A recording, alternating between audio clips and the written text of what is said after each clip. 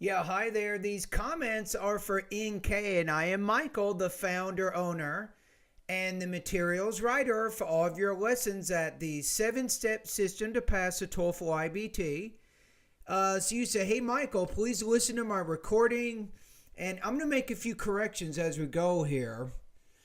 So please listen to my recording and give me your tips. I want to tell you something. And I would use either a period or a semicolon here to end that sentence so you don't have a sentence structure error. So 1 month ago when I took my TOEFL, you can say I was feeling that my fluency and confidence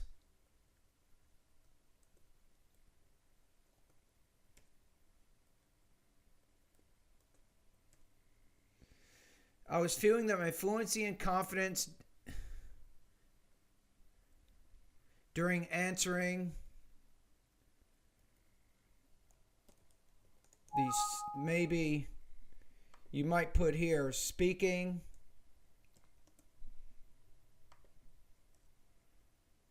questions. I would put here were, not was, because you have fluency and confidence. These are both subjects, so you have two different subjects there, so use a plural verb.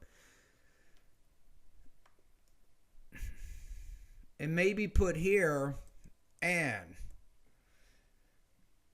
I was really close to my goal, but after failing in my first attempt,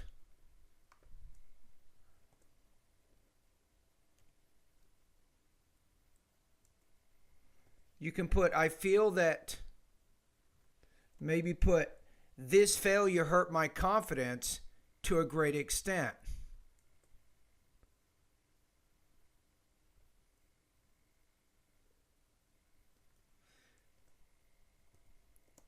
Maybe put I can really touch when I get really stressed out. I don't know. That's probably not the right word. I'm not sure what you're trying to say, but you could say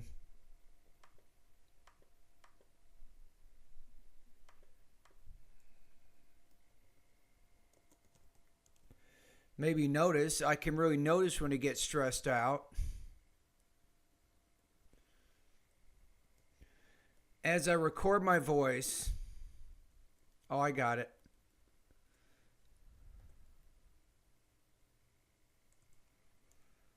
I can really notice when I get stressed out as I record my voice. Is this a common thing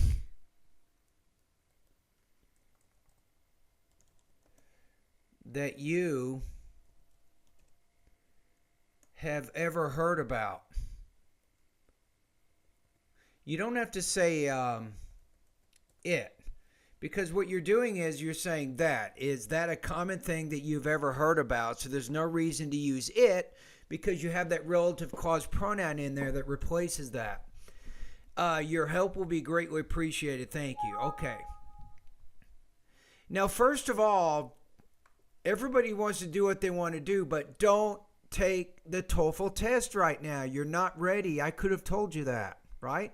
I mean, look at the email here. Look at all the corrections I've made just in this one email. This tells me that your language use, your grammar, and your vocabulary is not where it needs to be yet. So you're not ready to take the TOEFL test. If you want to mark your progress, right? My recommendation is instead of paying $200, just go to step 8. Go to step 8 in my course. I have a partner website called ScoreNexus. And you can take a practice test for those guys. If you want to do a speaking practice test with ScoreNexus, it'll look exactly like the TOEFL IBT exam. You get your scores on all 6 speaking tasks, and you even get a score report, and you can share your results with me, and we can see what's going on. And that's only going to cost you about $19 to take that speaking practice test instead of paying $200 to get the same information. You see what I'm saying? So that's my recommendation. First of all, once you feel your speaking is high enough, right, probably take a practice test at ScoreNexus first. Now, if you want an overall TOEFL score, right, and you want to see where you are with your overall score, then go to ScoreNexus and take a full-length, full-hour practice test. I think it costs about $35. Again, that's a lot cheaper than paying $200, and you get the same information. Right? So if that score in the practice test is close to your target score, then you want to take the TOEFL exam. So follow my advice on that. I want to help my students save money. There's no reason to take the TOEFL test over and over and over. I would not recommend that. Okay, so let's look at this one more time, and I'm going to give you some comments. Okay, so it says, please listen to my recording and give me your tips. I want to tell you something. 1 month ago when I took my TOEFL, I was feeling that my fluency and confidence during answering the speaking questions were better, and I was really close to my goal. But after failing in my first attempt, I feel that this failure hurt my confidence to a great extent.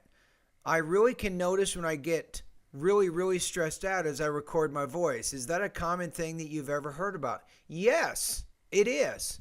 That's why you make recordings with me, right? You've been actually doing recordings over the last month or so. So as you practice doing recordings, it'll become more and more natural to you, and you'll get less and less stressed. But it is a common thing that that does happen to some students.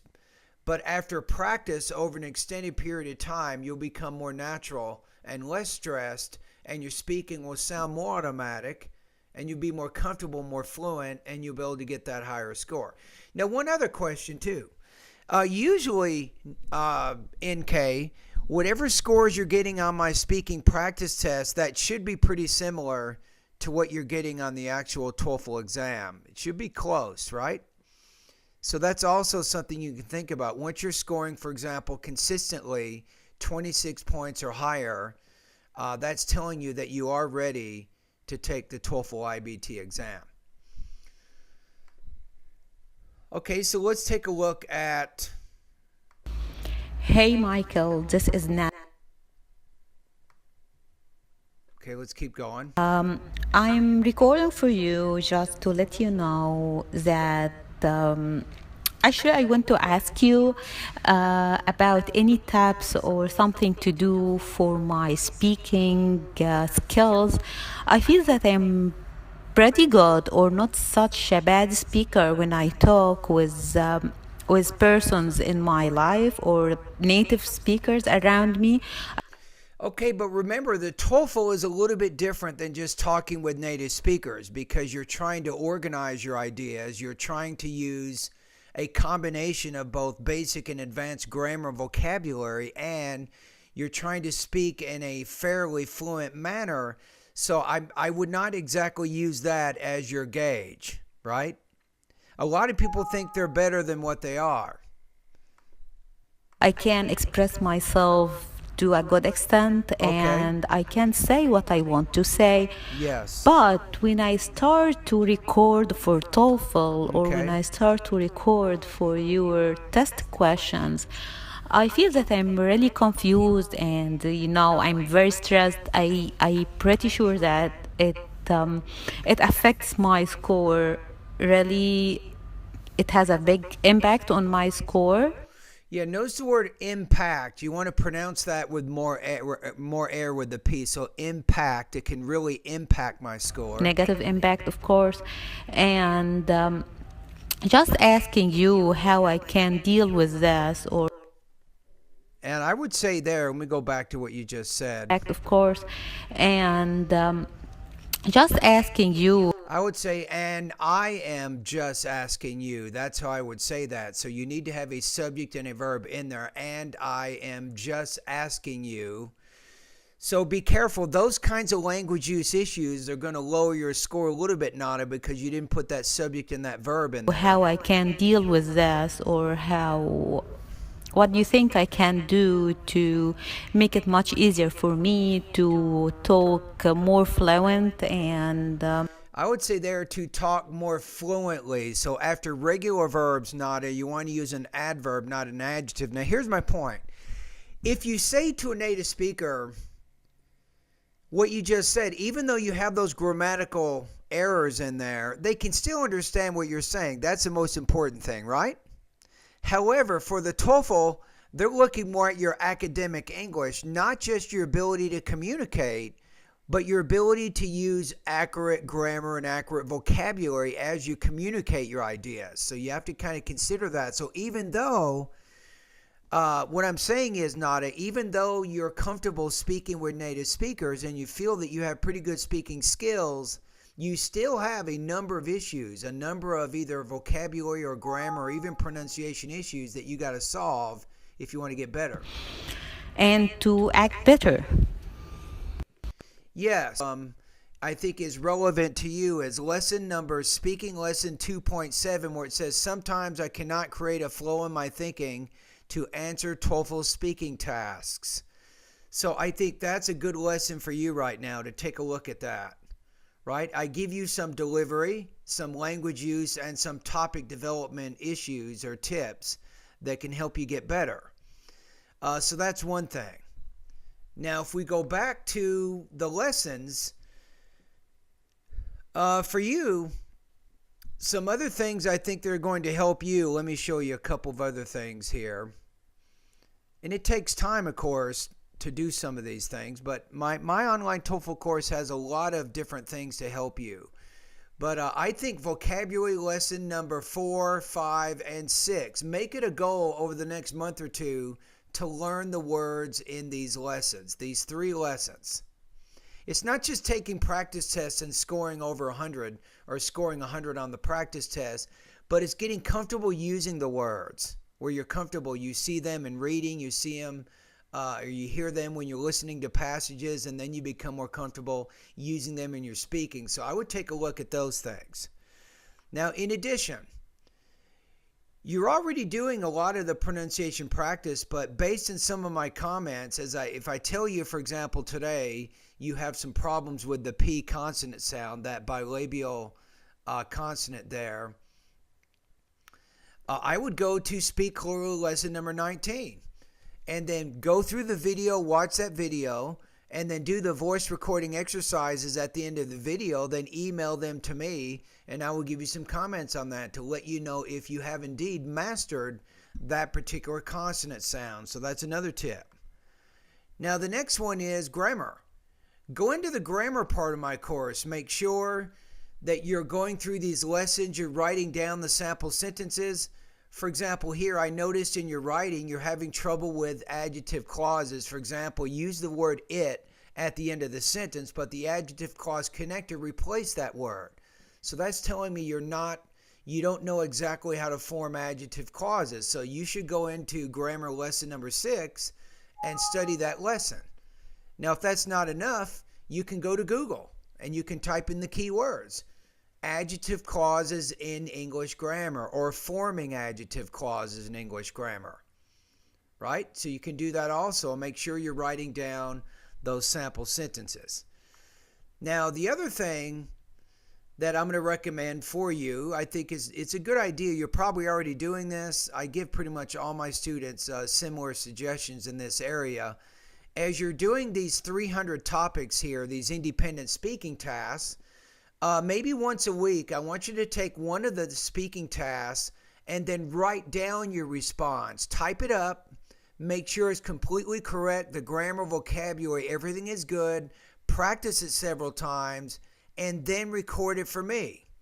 Don't even tell me that you're doing this. Just do it randomly and send it to me. And you should get a score 4, right? A score of 4.0 out of 4 on that. And that gives you some ideas on what it sounds like, what it feels like to get that high score. And of course, as you do that practice once a week, your grammar and vocabulary becomes a little more natural. Your pronunciation and speaking becomes a little more natural.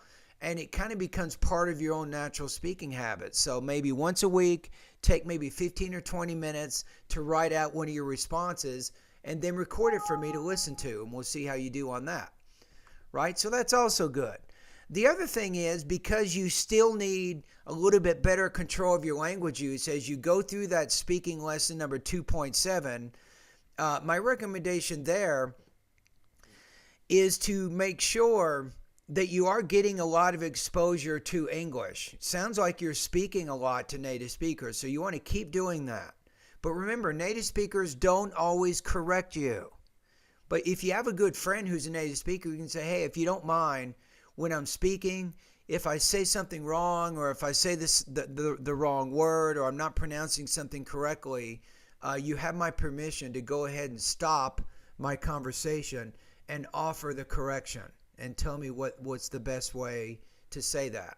So if you have somebody like that, that would also be really good. All right, so those are some good things that you want to take a look at. So let's take a look at the lessons one more time in the speaking section. So I'd like to have you take a look at 2.3, a model response. Lesson 2.5, I think, is good. TOEFL student scores 27 by focusing in this one area. Also, lesson number 2.7, as I said before, sometimes I cannot create a flow in my thinking to answer TOEFL speaking tasks. And then lesson 2.8, which is using examples in your TOEFL speaking tasks, how to improve topic development. So make sure you review some of these lessons because they're all designed to help you improve your speaking. All right, so those are some of my comments for you right now. In my opinion, I think you're making some pretty good improvements. And remember that it does take time to improve that speaking. Now, how much time does it take? You ever think about this? I'm going to tell you something really crazy right now, but it's actually true. It takes about 45 hours of speaking practice to increase your speaking subtotal score. 1 point. Wow. Did you hear that one? Did you get that? So let's say your TOEFL score right now is 21 on the speaking section, but you want 26. That means it could take you maybe 220 or 230 hours of speaking practice to reach your goal. So it takes time to reach that high speaking fluency. All right? So anyway, those are my comments for you, and I hope that during this video I've given you some other suggestions on what you can do to continue to get better.